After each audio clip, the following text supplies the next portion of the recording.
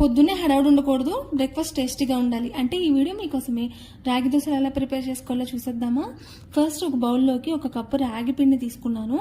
తర్వాత ఇందులోకి ఒక 2 స్పూన్లు బొంబాయి రవ్వ తీసుకున్నా.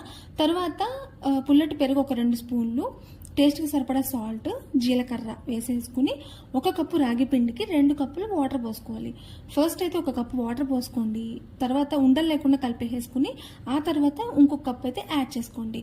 తర్వాత పైన మూత పెట్టేసుకుని 10 నుంచి 15 నిమిషాల పాటు నానబెట్టేసుకున్న తర్వాత బ్యాటర్ ఇలా రెడీ అయిపోతుంది. ఈ లోపల ప్యాన్ రెడీ చేసుకోండి.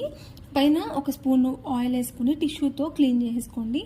ఆ పైన క్యారెట్, అల్లము, ఉల్లిపాయ, పచ్చిమిరపకాయ, తర్వాత కరివేపాకు ఇవన్నీ కూడా సన్నగా కట్ చేసుకుని ప్యాన్ మీద వేసేసుకుని ఆ పైన బ్యాటర్ వేసేసుకుని కొద్దిగా కాలిన తర్వాత పైన ఆయిల్ అప్లై చేసేసుకుని 2 సైడ్స్ కూడా కాల్చేసుకుంటే రాగి దోశ రెడీ అయిపోతుంది.